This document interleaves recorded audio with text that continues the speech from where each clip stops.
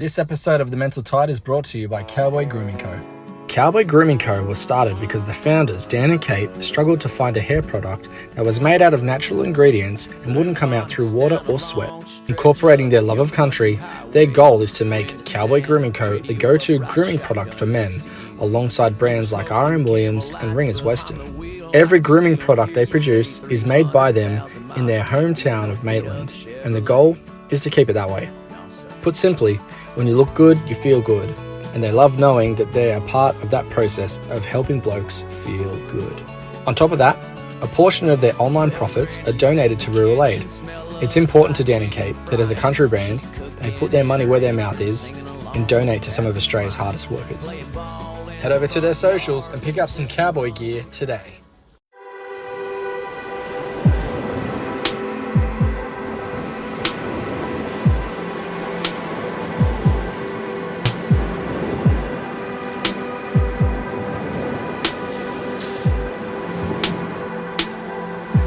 You're listening to the Mental Tide podcast with Dan DeSalo.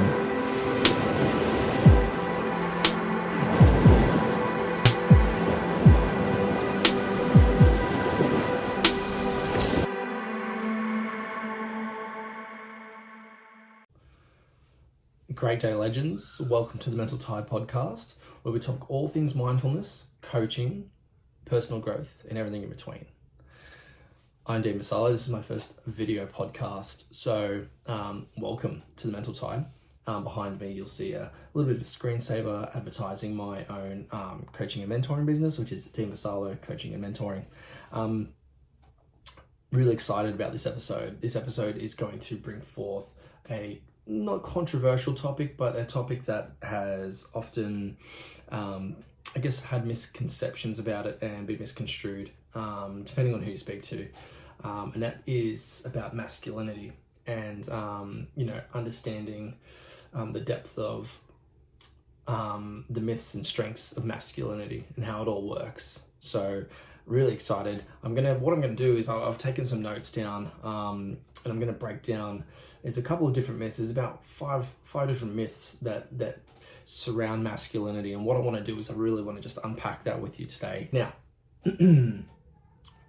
we're going to define what the mask of masculinity is, right? So I've got some notes here. I'm going to touch base with them every so forth. Now, the concept of how societal expectations are around masculinity, right, and the pressure on men to conform to a specific stereotypical image of masculinity is big muscles, angry, strong, doesn't take shit. That's what the stereotypical mainstream view is of masculinity. When under the surface there, under the couple of layers that sit underneath there, that sit deep underneath there, is the importance of fostering a healthier identity and fostering a healthier approach to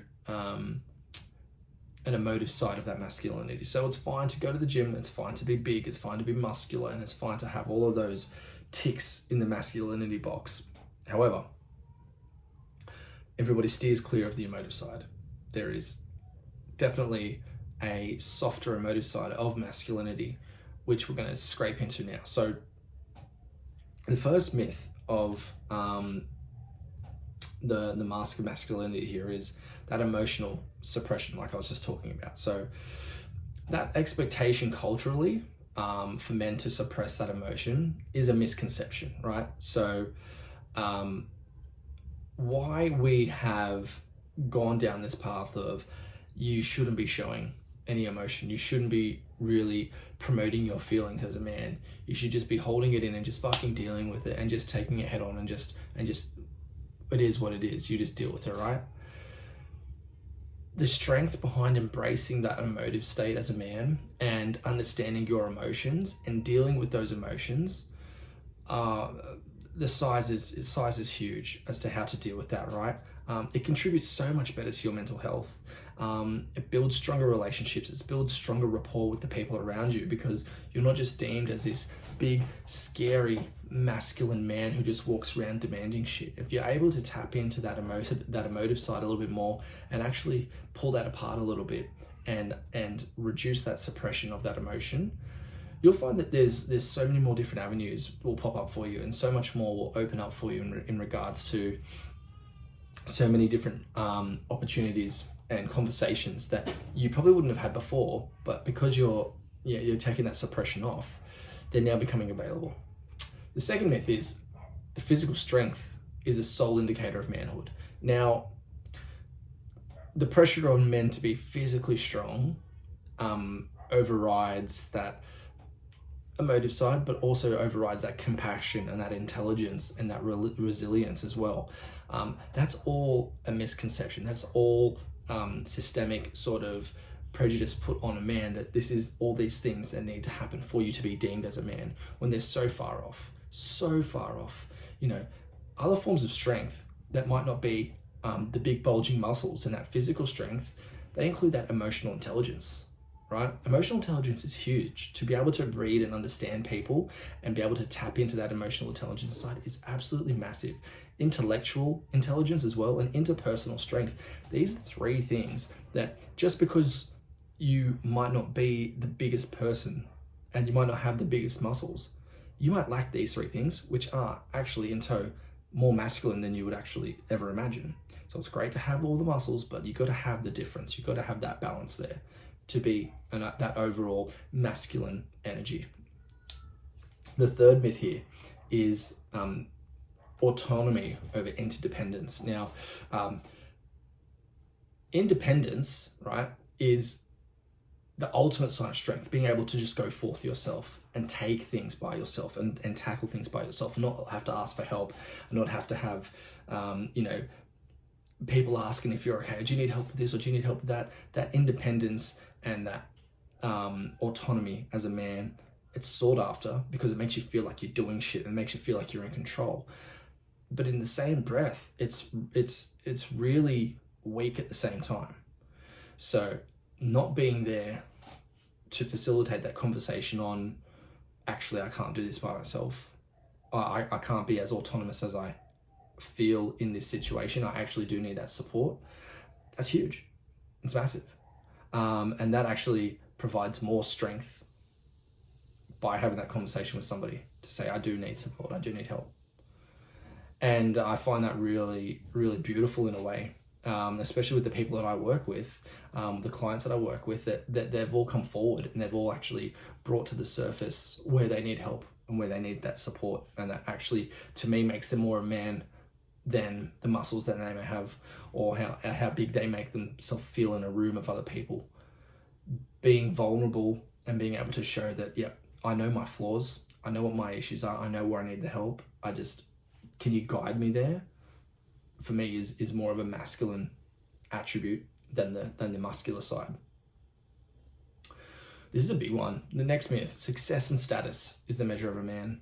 Now, it doesn't matter how important you feel your position is, and the passion and purpose that you have in that position or in your life, right? There is so much of a pressure already of being a man, to then compound that with this societal pressure of, well, if you're not here as a man, and if you're not doing all of these things as a man, if you don't have this status as a man, then you're nothing. Because that's what's out there at the moment. That's why there's such a large number of people just copying it on the chin, just going, well, it is what it is, right? I guess I'm not cut out for it. I guess I'm not cut out for chasing that goal or chasing that dream, because society says that if I'm not here, then I'm nothing. When, the counterpoint to that is everybody's on their own trajectory. Everybody's running their own race, and everybody is at a different level to the next. Just like I'm at different levels to my clients, it doesn't mean that I wasn't there once. And they're starting to catch, and they're starting to creep, and they're starting to get to the same level as me, which is fantastic, because that is them turning in and facing into their stuff, facing into their situations that they knew and their opportunities that they knew they needed help with. And by doing that, it's allowing me the opportunity to go, cool, I've got a whole bunch of shit that I can show you and that I can teach you to bridge that gap there. So come with me, come on the journey and let me teach you. They do that, and now we're at the same level. I then learn some more shit, and I do more shit on myself. I'm like, hey, client, check this out, reach this level. So it doesn't matter if you're not sitting in a big corporate job earning $200,000 a year. It doesn't matter if you feel like you are 10 times behind where everyone else is. That's your path, that's your trajectory, that's your mission right now. And if that's where you're sitting, that's where you're sitting. That's okay. There's no problems with that at all. You need to be happy, you need to be content in where you're sitting. Aggression and dominance as assertiveness is the fifth myth, right? So this is the last myth we're going to tackle. And this is a really important one because I feel like out there, it's especially in the youth of today, to be a man, you got to be dominantly aggressive and assertive, when that can actually be detrimental to the fact for you trying to prove your masculine approach, right? Now, that assertive behavior only relies on aggression and doesn't actually rely on any intellect. It doesn't actually rely on any intelligence, like any emotional intelligence either. It relies purely on that brute strength, that brute force, and that thought of, well, I'm not intelligent enough to understand the situation, so I'm going to use muscle. I'm going to use my bigger frame to get an outcome. Where realistically, that toxic element of that, which is where the toxic masculinity thing comes from, which doesn't exist. It's just a fable put out there to bring that level of man down, is, you know, that can contribute to such harmful behaviors that affect not just the man, but all around them.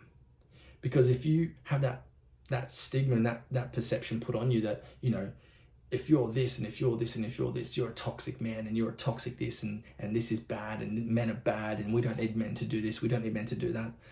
That is something that's being painted to you by other people's perspectives. Have your own thoughts and have your own perspectives on the situation. How did you grow up? Did you have a father there to help you, guide you down the path and to do things for you and to support you and to do the best that they could? Yeah, great. Okay, so why are men toxic and why are men these pieces of shit that you're making them out to be? Do you have a man in your life now that's supporting you and that's giving you all the things and that helps you and nurtures you and supports you and your children? Great. So why are you following a narrative that doesn't exist? The narrative exists for a very small percentage of people. Are you that percentage? If you are, cool, that's your journey, that's your path. Like I just spoke, everybody's on their own path, on their own journey. Now, the impact on mental health with this is, you know, this stigma around the men's mental health and the negative connotations of the men's mental health bring forth the men wanting to get help, wanting to seek that mental awareness and that mental health for themselves, because without that, they will be lost, and they'll be lost souls just aimlessly gliding around, not knowing what they're doing, not knowing what their purpose is. And, you know, we want to encourage that open conversation on, it's okay to feel like that. It's okay to feel lost, and it's okay to feel like you've got no purpose and that you're drifting around. Everyone's been there, or everyone's there at the moment. You're not the only person that's doing it. And it's what you do to counteract that and to actually go forth into that. That's what makes the difference. And from that, you know, you can pull positive role models out and you can actually get people who are at a level where you want to be. Great. Have a conversation with them. Understand how they got there. Do the same things. You know, take leaves out of their book and put that on your journey and make that your trajectory. Don't just sit in the shame and sit in the shit and just feel like the whole world is crumbling around you, because I promise you it's not. There are people out there who want to help you. You just got to step forward and just go, me, I'm one of those people. Yeah. And you want to break that cycle, right? And if you're a man, if you've got sons as well, you know, you want them to look at you and go, that's dad, that's the hero, that's the shining light, that's my North Star, that's where I want to be, that's how I want to behave and want to act when I grow up.